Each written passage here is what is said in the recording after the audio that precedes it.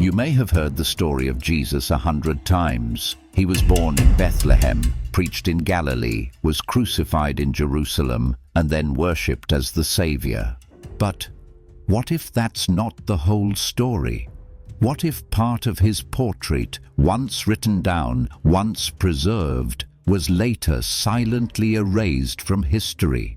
Not by enemies, but by those who called themselves heirs of the faith. In the early 12th century, a group of knights known as the Templars excavated beneath the Temple of Solomon in Jerusalem.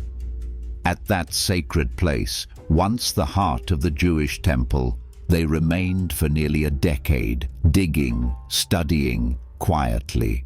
They left behind no journals. No one truly knows what they found. But afterward, they became one of the most powerful, mysterious, and ruthlessly destroyed organizations in history. There are rumors that they discovered ancient texts, gospels that were never included in the official Bible. Some say among them was the Book of Jubilees, a book said to have been given on Mount Sinai, but later excluded from the Western canon. And in that book is another vision of sacred history, a Jesus who was not merely a redeemer, but the one who fulfilled a covenant older than Moses, older than the temple, older than the church itself. Do you dare to look again, not to destroy your faith, but to deepen it? For if something is true, it need not fear the light. And if the light was once buried, perhaps you, today, are the one being called to unearth it once more. For centuries, we've thought of Jesus as the founder of Christianity, as if he came to begin something entirely new, a fresh start, a replacement, a new religion. But what if that isn't entirely true? Let us return to the book long forgotten atop Sinai, the Book of Jubilees. This book reveals that the covenant, the bond between God and man, did not begin with Moses, but was established with Adam in Eden. Before there was Israel, before the law was written on stone, there was already light lived through the soul.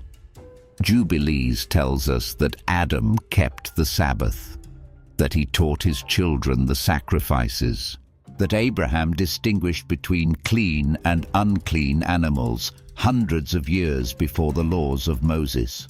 There was a sacred order, ancient, active, and now forgotten. So what if Jesus did not come to replace the old system, but to complete what was there from the beginning? What if his role was not to found a new faith, but to fulfill a broken circle of covenant, not to abolish, but to restore? His words in Matthew 5:17, "I have not come to abolish the law or the prophets, but to fulfill them," may hold deeper meaning than we ever realized. For if that law was not merely from Moses, but from Eden, the law of light, written upon the soul, then to fulfill it is not to close the book, but to open it once again. From that view, Jesus did not create a new religion. He walked again the ancient path, the forgotten path, and reopened it to those willing to return, not to believe in something new, but to remember something very old. Jerusalem 11:19. In the whispering winds of that sacred land, a group of knights entered the ruins of a temple once believed to be the spiritual center of all humanity, the Temple of Solomon. They brought no armies, they built no fortresses, they launched no campaigns, they dug. 9 years later, they left that place with no explanation. But when they returned to Europe, they were no longer nameless knights. They had become the most powerful military monastic order of the Middle Ages, the Poor Knights of Christ, and of the Temple of Solomon, known as the Templars. The question that has never been answered is, during those hidden years beneath the ancient temple, what did they find? Many modern historians believe they were not just seeking physical relics, but buried truths, ancient scrolls, parchments, or even gospels that were removed. Among them, perhaps, the Book of Jubilees, a text describing a covenant history stretching from Eden to the Patriarchs, entirely outside the bounds of institutional religion at the time. Why didn't they reveal it? Perhaps because they knew the truth was too dangerous to speak. A truth that could not only overturn theology, but dissolve the power structure of the medieval church. If Jesus was fulfilling a covenant that predated Moses, then the authority of Rome was no longer the center, so they remained silent.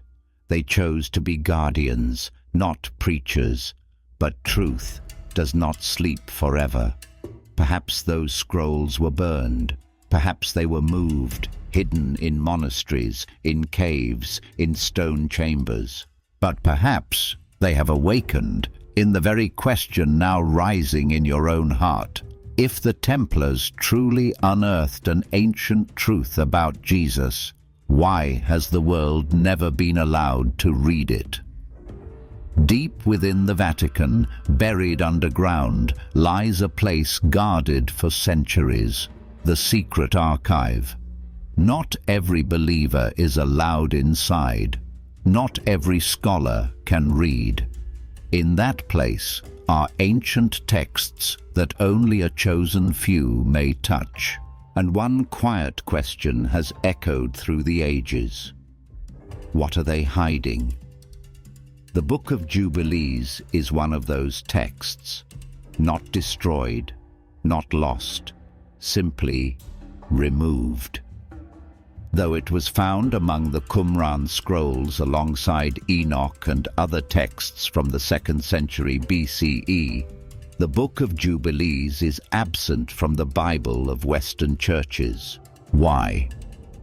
Could it be because the book tells too complete a story? Because it describes a divine law present since Eden? Because Jubilees refuses to let us believe that the covenant was a product of one people, but rather a light given to all humanity from the beginning? If Jesus is the one who fulfilled the covenant, as he himself once declared, then the Book of Jubilees may very well be the map to understand what it was that he came to fulfill. Not merely the laws written by Moses, but the light from Eden, the offering of Abel, the Sabbath of Adam, the distinction between clean and unclean upheld by Abraham. But if that's true, then the religious system built around post-Mosaic language must face a difficult realization. Its theological foundation is only a part, not the root. And so, they chose silence, not because they didn't know, but because they knew all too well. And in that silence, a quiet crime took place, the crime of intentional forgetting, not to protect the faith, but to protect the system, not to preserve the light, but to control it. The question is, if those texts now lie beneath the cold stones of the Vatican, then perhaps restoration does not begin with rebellion, but with us starting to ask, why are they so afraid of the truth? The religious structure we're familiar with its temples, priests, and ceremonial laws, is believed to have started at Mount Sinai, where Moses received the 10 Commandments and the Israelites entered into covenant. But what if that was not the beginning, but only the middle? The Book of Jubilees, an ancient text still publicly read in Ethiopia but excluded from the Western Bible, states that the sacred law existed long before Moses, before even Sinai, before there was a nation. Adam kept the Sabbath. Abel offered his sacrifices according to order. Enoch was called a righteous man who walked in God's law.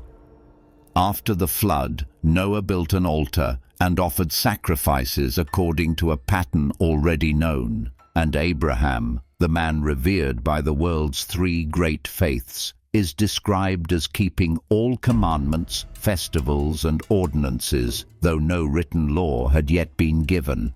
This overturns all assumptions. For if divine law was already present in the days of the Patriarchs, then the priesthood did not begin with the line of Levi. It had already existed as a sacred calling, not a humanly appointed office. And this opens the door to understanding why Jesus did not need to be a descendant of Levi to be the high priest. The author of Hebrews did not call him a priest in the order of Melchisedec by accident. Melchisedec, the mysterious priest to whom Abraham gave a tenth. That was not a random symbol, but the echo of a real, ancient, sacred priestly order, one not bound by systems or bloodlines. If the Templars discovered texts like Jubilees, then perhaps what they encountered was not merely an alternative belief system, but a theology older than the Church itself, where Jesus was not founding something new, but restoring something long hidden. And if that's so, he did not come just to save, but to return the world to its sacred order, an order that once existed in Eden. For many, Eden is now just a symbol, the mythical beginning of humanity, with the forbidden fruit, the serpent, and the fall. But the Book of Jubilees paints a different picture, not a metaphor, but a living reality of a sacred order that once was, that was once lived, and that was once lost. According to Jubilees chapter 3, Adam and Eve did not dwell in the garden for a few fleeting days, as many imagine, but for a full 7 years. 7 years in light, in sacred law, in direct covenant with God. No temple, but presence. No written law, but order in every breath. During those 7 years, mankind did not merely exist, they were taught. Angels appeared and instructed them in ceremonial law, the distinction of clean and unclean, the Sabbath and offerings, the cycles of sacred time, as a divine covenant etched into the memory of the soul. Eden was not a garden. It was a threshold of heaven where light and law were still one. And then, in the 8th year, Satan entered. The door was shut. But what is striking is that, according to Jubilees, Adam's memory was not lost. He still kept the Sabbath after leaving Eden, still taught his children to build altars, still passed down the sacred order, though now outside the light. What does that mean? It means Eden was not just a place, but an order that once lived within mankind. And if that's true, then the question is no longer, was Eden real? But, do we still remember how to live as those who once walked in Eden? If Jesus came to restore the covenant, then perhaps he came not only to return man to God, but to reopen the path back to Eden within the soul, not by foot, but by the light embedded in our sacred memory from the beginning. Sinai is often seen as the starting point of the covenant, the moment God gave his law to Israel, carved the 10 Commandments into stone, and established a religious system with priests, tabernacles, and sacrifices. But the Book of Jubilees tells a different story. The covenant did not begin there. Sinai was not the start, but a reminder. In its opening chapters, Jubilees presents a stunning claim. The covenant was already given to Adam, handed down to Seth, recorded by Enoch, preserved by Noah through the flood, revived by Abraham, and all of these, according to the book, lived by God's sacred law, though no Sinai law existed. Abraham knew how to keep the Sabbath, knew how to distinguish between clean and unclean, offered proper sacrifices, taught his children about sacred festivals, not by accident, but as proof that there existed a deeper, older covenant, one that transcended time and nation. This is why Jubilees is dangerous to religious systems, for if the covenant was never meant to belong exclusively to Israel, and if it didn't begin at Sinai, then the Church cannot claim to be the sole bearer of the sacred roadmap, because that order belongs to every generation, from beginning to end, from Eden to eternity. In that light, Jesus' role is also transformed. He did not come to begin a new era, but to close the ancient loop of the covenant, not to start, but to finish, not to replace the law, but to reawaken the stream that had been buried for centuries.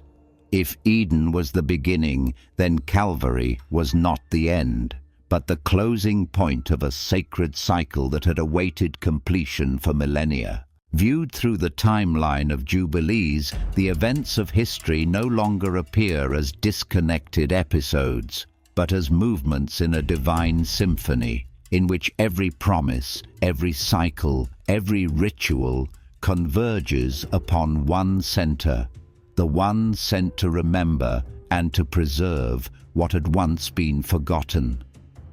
There is something strange in the Book of Jubilees. Time does not flow as it does in other biblical texts. It is not merely a linear stream of years, but is divided into sacred cycles called Jubilee cycles, each consisting of 49 years. Nothing important happens outside of these appointed times.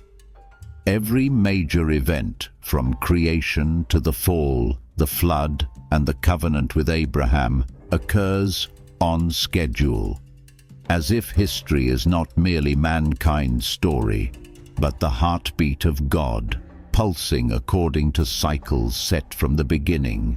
And if that's true, then the appearance of Jesus was not a divine coincidence, but a milestone awaited since the earliest rhythms of time. The Book of Jubilees shows us that God lets nothing happen by chance. Everything is recorded on heavenly tablets, where angels keep watch over each cycle, each promise, each covenant. If the fall happened within a cycle, then restoration must come in its appointed time. And if Eden closed after 7 years of light, then perhaps there is also a set moment for it to reopen. If the Templars held such texts in their hands, then they may have grasped an ancient sacred calendar where time is not measured by clocks, but by humanity's faithfulness to the covenant. In that perspective, Jesus came not merely to save, but to fulfill a cycle waiting to be closed. Not just to sacrifice, but at the right moment, the right season, the right order, the right promise. And if sacred history truly operates this way, then the question for us is no longer, has he come? But, what cycle are we living in? And what is the appointed time to come? For if all things happen on time, then perhaps we too are living in a written moment. We have simply not yet read the hidden calendar. Amid the thick currents of Scripture, there is a figure who appears briefly, yet leaves a resonance greater than bloodline, law, or time. Melchisedec. Genesis 14 mentions him just once. A man who appears without introduction, without genealogy, without homeland, without recorded birth or death. He is called Priest of God Most High, who meets Abraham after battle and receives from him 1/10 of all spoils. Then he vanishes. He may seem a minor character, a mystical footnote, but thousands of years later, in the letter to the Hebrews, the writer returns to that name and declares, Jesus is not a priest in the order of Levi, but in the order of Melchisedec. So who is Melchisedec? The Book of Jubilees, though not naming him directly, hints at a matching concept.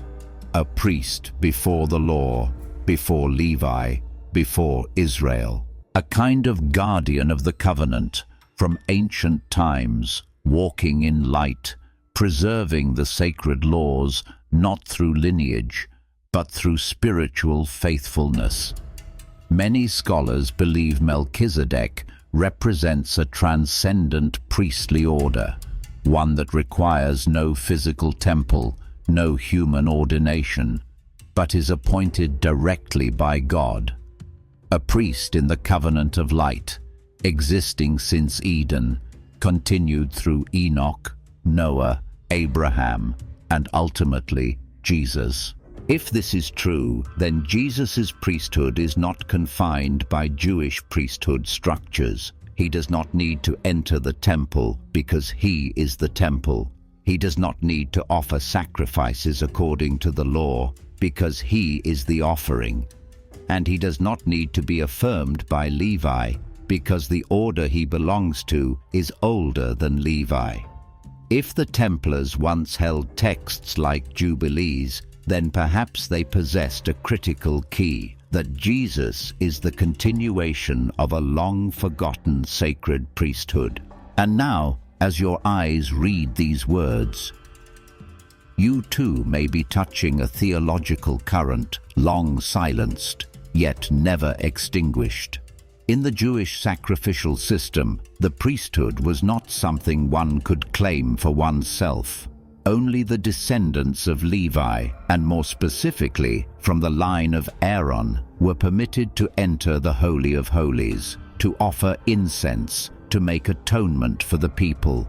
That was an order no one was allowed to overstep.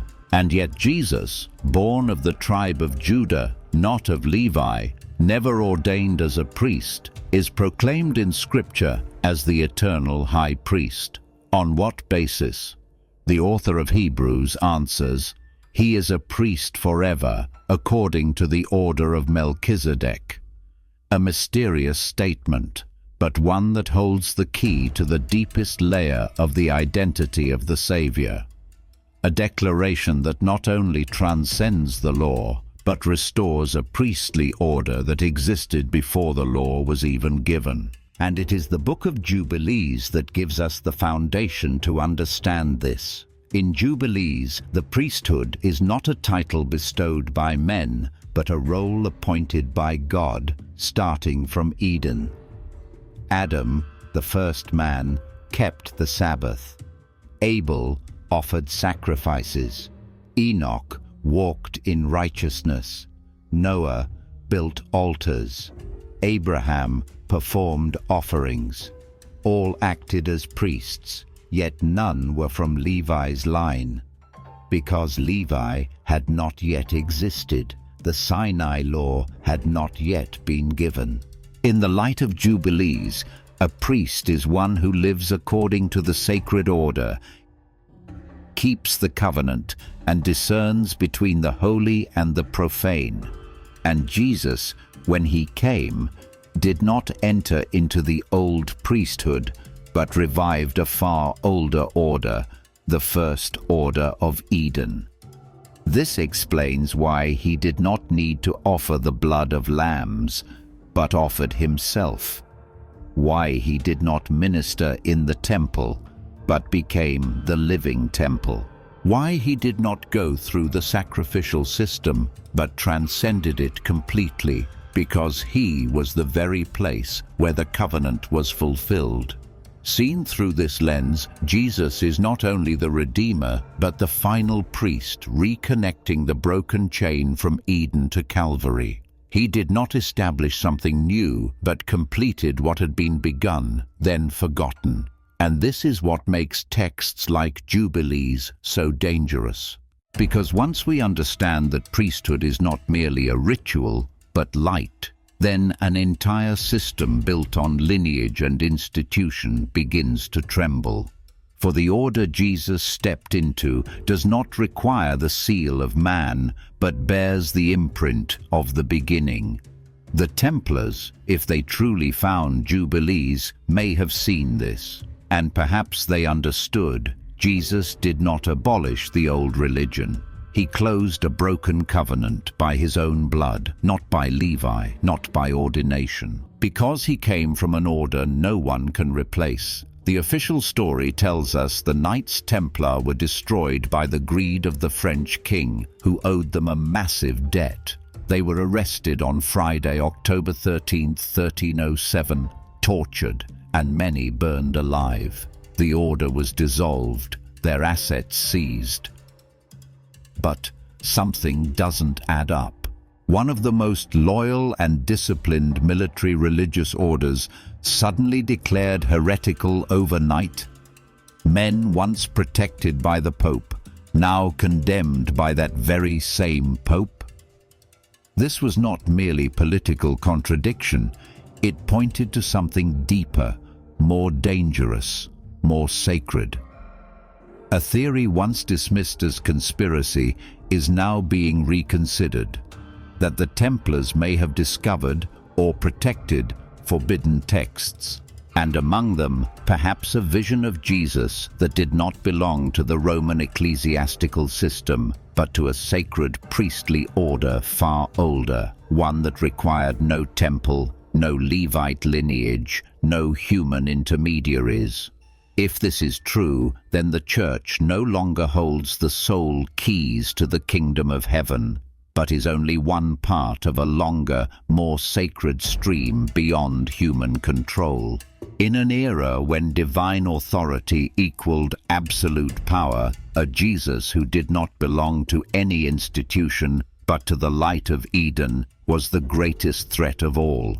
A high priest who needed no ordination, who was not confined by the Holy See, who was not built upon a physical temple, was a danger capable of tearing through a 1,000-year structure of sacred power.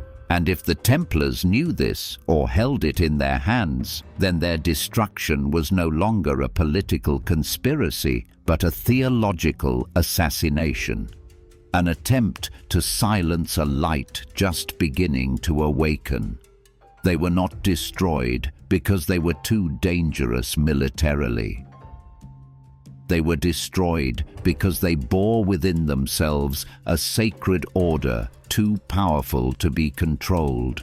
For over 2,000 years, billions have believed that Jesus came to establish a new religion, a beginning. A new covenant to replace the old. But what if everything we've known is only half the truth? What if what Jesus truly came to do was not to give birth to a new faith, but to restore a sacred order that existed since Eden, once lived, then forgotten? The Book of Jubilees reveals something astonishing, that since the days of Adam, humanity lived in the light of covenant. No chosen nation, no law carved in stone, only faithful hearts, living according to God's rhythm, keeping the Sabbath, offering sacrifices, distinguishing between the sacred and the profane. A kind of law in the blood, taught by angels, remembered in the soul. Abel understood how to sacrifice. Noah built an altar after the flood. Abraham observed sacred rituals at appointed times, all before Sinai, before Moses, before Israel. But over time, that order was broken. Humanity fell into forgetfulness. Law was replaced with ritual. Covenant became religion. Faith became system. And then Jesus stepped into that current, not to destroy, but to remind. No miracle he performed was done for spectacle. Everyone carried the message of restoration. He didn't write a new law, but preached the law that had been distorted. He didn't build a new temple, but cleansed the old one. He didn't abolish the Sabbath, but returned people to its spirit. He didn't create a new ritual, but gave his own body as the final offering, seen through the light of Jubilees.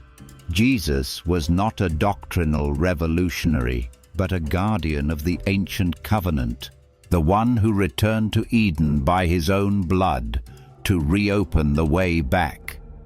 This changes everything. The miracle is no longer in what he did, but in one small yet great thing. He did not forget. When the world had lost the sacred memory of the first covenant, he alone lived it, kept it, and offered himself as a faithful Adam who did not fall. And if this is true, then Jesus is not just Redeemer. He is the Rememberer, and through that memory the covenant is restored. The Templars, if they saw this in the forbidden texts, perhaps understood that truth does not need to be declared with power. It only needs to be lived again. And the question for us today is, if Jesus did not forget Eden, are we willing to live as though Eden still lives in our hearts? Not every book excluded from the Bible is wrong. Some were removed not because they contradicted truth, but because they contradicted the system. The Book of Jubilees was excluded from the Western canon, though considered sacred in Ethiopian tradition. The Book of Enoch was quoted in the New Testament, yet later erased from Orthodox faith. The Gnostic Gospels, like those of Thomas, Philip, and Mary Magdalene, were not called false, but dangerous, because they opened a vision of faith not built on intermediary structures, but on inner light. And that is precisely why they were banned. Not because of heresy, but because they did not serve the ruling order. The Book of Jubilees does not deny Moses, but it reveals that the covenant existed before him. It does not deny Israel, but it shows that the law was once the inheritance of all humanity, not just one nation.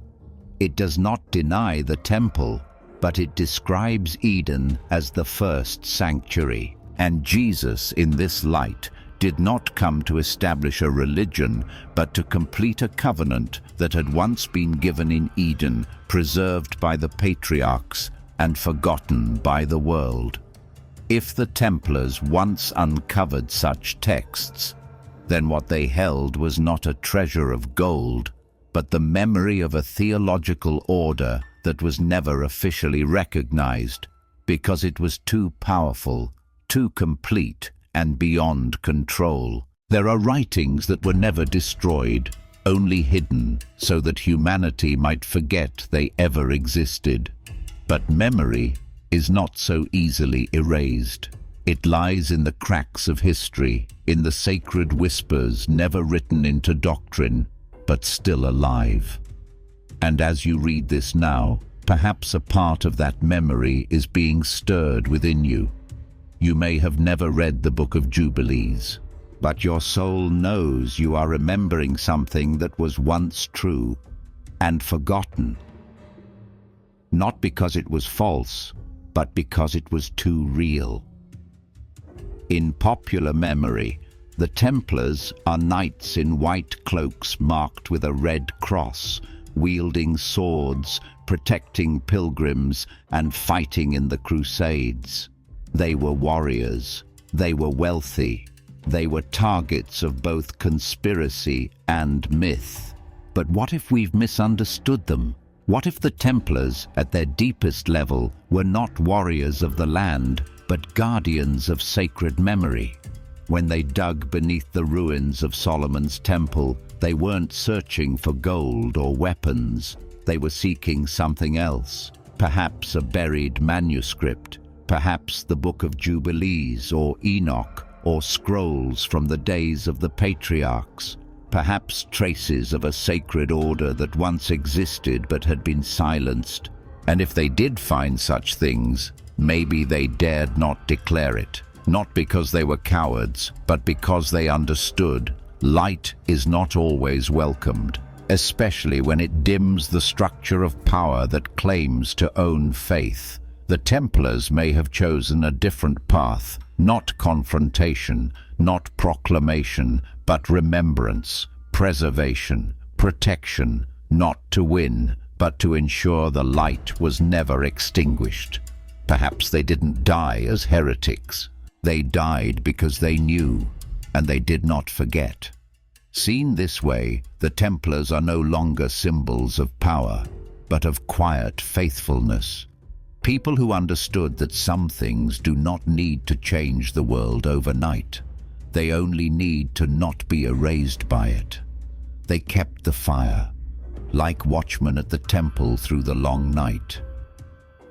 No grand statements, only the patience of souls who knew what was sacred. And if they truly preserved a fragment of the light from Eden through each cycle, each generation, then what they left behind was not material treasure, but a spiritual map. A reminder that the covenant has not died. It is only waiting for someone to remember. Perhaps you, today, are the one receiving that memory. You may have never read the Book of Jubilees. You may only now be hearing about the Covenant of Eden, the 49-year cycles, or the priesthood before Levi. But your soul, quietly, has always known, because the covenant is not just a written promise. It is a stream of light placed deep within the memory of the human soul, and light, when extinguished outwardly, can still burn within.